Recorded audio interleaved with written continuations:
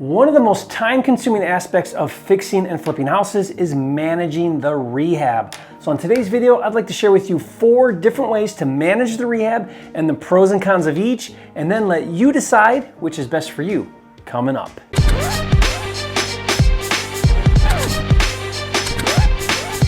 The Real Estate Funding Kit is out now. Learn how to get 100% funding for all your deals without dealing with the banks. Claim your free copy at myfundingkit.com. If you're new here to this channel, I'm Jerry Norton with FlippingMastery.com, and this channel is all about ways to help you make money wholesaling and flipping real estate so you can live your dream life. Be sure to subscribe and turn on the bell notifications so you don't miss new videos. First and foremost, I'm assuming that you already know you should not be doing the actual work yourself. If you are because you think you can save money by not having to pay a contractor, I want you to know that this is a bad use of time and resources. The time you're spending doing manual labor is better used finding your next deal, raising capital, building your team, and other high-level activities that will make you more money in the long run by far. My advice to all flippers is to budget enough on the rehab to hire out 100% of the work so you can focus on getting the next deal and building the business. Now, I just released a video where I break down in detail the 5 steps to plan for a successful rehab before closing on the purchase, so that way you can hit the ground running as soon as you buy the house. Now, if you missed that video, I'll put the link in the description box below and you can watch it later. What I didn't talk about on that video was how to manage all of the different tasks that go into planning and executing a rehab. Having personally fixed and flipped hundreds of properties over the past 15 years, I've tried every conceivable method of managing a rehab project and have narrowed it down to basically 4 different methods, which I'm going to break down for you on this video, so keep watching. Before we dive in and talk about the different ways to manage a rehab project, I want to take a minute and talk to you about a concept I refer to as flipper bandwidth. Every wholesaler and flipper has a productivity bandwidth of the number of deals they can effectively manage in a given amount of time. Some flippers can do 10 deals in the same amount of time it takes another flipper to do 5 deals, and some flippers can do 20 deals in the same amount of time it takes another flipper to do 10 deals, and that's because some flippers have a higher bandwidth threshold, if you will. To illustrate this, take a look at this scale. Let's say that a low bandwidth flipper is a 1 and a high bandwidth flipper is a 10. So generally speaking, a bandwidth level 1 flipper can do 1 deal over the course of the year, and a level 10 bandwidth flipper will do 50 deals over a year, and in between maybe a level 2 or 3 does 5 deals, and a level 5 does 15 deals, and maybe a level 7 or 8 does like 30 deals. So what are the determining factors between a level 1 and a level 10? Well, there are a number of things such as the flipper's skill set or expertise, obviously work ethic, and risk and stress tolerance, but really the big determining factors are the flipper's management, delegation, and leadership abilities to scale and grow a business. Leadership expert John Maxwell refers to this as the law of the lid. He states, leadership ability is the lid that determines a person's level of effectiveness. The lower an individual's ability to lead, the lower the lid on his potential. The higher the individual's ability to lead, the higher the lid on his potential. Your leadership ability, for better or for worse, always determines your effectiveness and the potential impact of your organization. So when it comes to flipping, the number of deals you do is in direct proportion to your bandwidth level or lid. As a flipper, if you're at a level 3, then you'll never do more than 5 deals. And if you're at a level 5, you'll never do more than 15 deals, and so on. Want to do more deals? Increase your leadership lid or bandwidth level. With that in mind, let's segue into the different ways to manage a rehab, and you'll quickly see how this relates. First of all, let's make sure we're clear on what exactly needs managed when rehabbing a house. On every rehab project, there are 10 different tasks that need to be performed. Let's quickly review each. First, you have to create your rehab design, or in other words, what you are going to fix up. Next, you have to create a detailed scope of work. This is your written list of all the things that need fixed. Third, once you've created the scope of work, you need to get bids from contractors.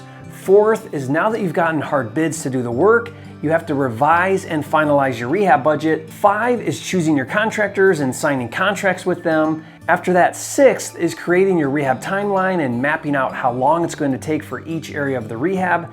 7th is scheduling contractors to do the work. And then 8th is quality control to make sure the work is getting done correctly and on time. 9th is paying contractor draws for work as it's completed. And finally, 10th is doing a punch list at the very end to make sure the rehab is 100% completed and ready for resale. Now, all 10 of these tasks need to be performed and managed effectively by someone in order to have a successful fix and flip.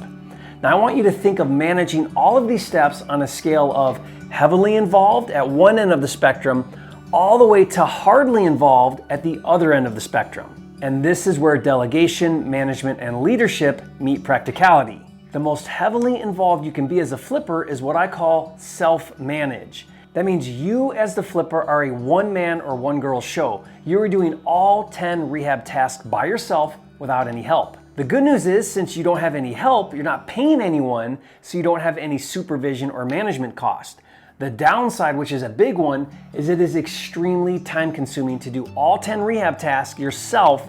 And just like how I mentioned in the very beginning that doing the work yourself is not the best use of time, self-managing may not be the best use of time either.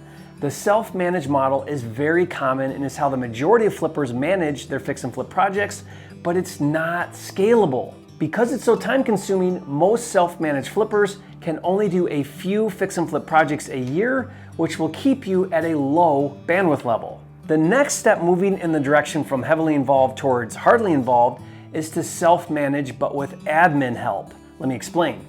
You are still the decision maker when it comes to design, creating the scope and timeline, and deciding on the budget, as well as overseeing the work to make sure it's getting done properly. But now you have an administrative helper who can do some of the lower level tasks, such as requesting bids from contractors, getting contractor agreements signed, calling and scheduling contractors, paying draws that have been approved by you, and any other lower level tasks.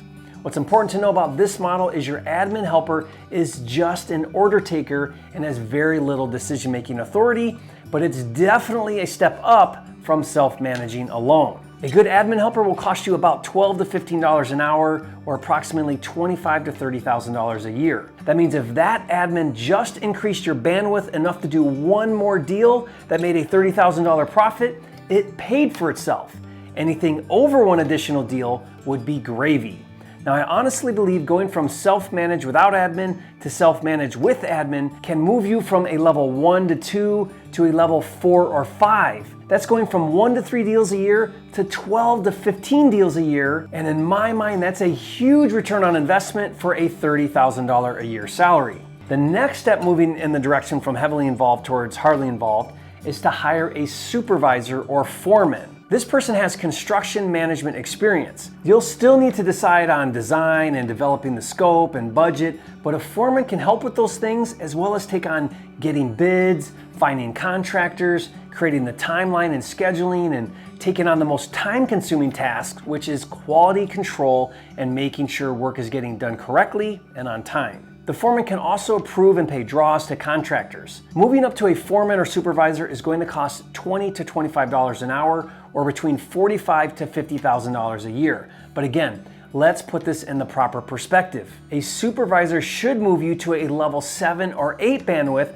allowing you to do 25 to 30 deals a year, which again is a huge ROI. And finally, the least involved method of managing the rehab is to hire a general contractor or GC. With a GC, you decide on the design and then the GC handles everything else. Now, you'll still want to manage the GC, but if they do their job right, they should handle the entire oversight of the rehab. Now, over the years, I've gone back and forth on whether or not using a GC is a good idea. Years ago, I did a video about why not to hire a GC, which turned out to be an extremely controversial video. Now, if you'd like to watch that video, I'll put a link to that video in the description box below, but promise me you won't read all the hate comments. Okay, compensating a GC is different than a foreman or admin.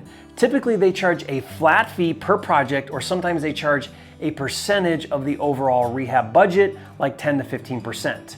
Using a GC can really increase your bandwidth all the way to a 10 because you can hire multiple GCs to manage all of your projects. Now, if you're thinking, I don't have the funds to pay for management, let me show you how to pay for it by building the cost of management into each rehab.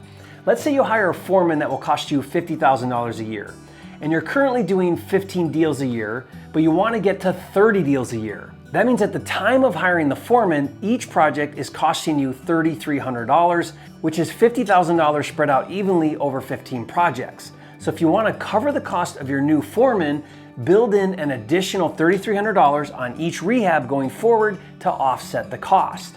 Now, I actually add supervision as a line item on my rehabs. That means you have to buy the houses for $33,000 less, but that way you build in the cost. Every deal you start to do over 15 lowers the cost per deal to pay for the foreman. Always remember, every expert was once a beginner. Every level 10 flipper started out a level 1 flipper. Wherever you're at today, focus on getting better every day. And one of the best tools to help you increase your bandwidth as a wholesaler and flipper is FLIPSTER. FLIPSTER is a cloud-based deal management system that not only helps you organize, streamline, and automate all of the steps to wholesaling and flipping houses, but it even includes a budget tracker and paperless contractor management center and other tools to help you manage rehabs. It's really cool to check it out and see it in action. Just go to getflipster.com. Hey, thanks for joining me on this video. If you learned something new, show some love, hit that like button right now and leave a comment. Let me know your biggest takeaway from this video. I'd love to hear from you, and if you haven't yet, be sure to subscribe to my channel. I'm dedicated to helping you make more money wholesaling and flipping houses so you can live your dream life, and I'll see you on the next video.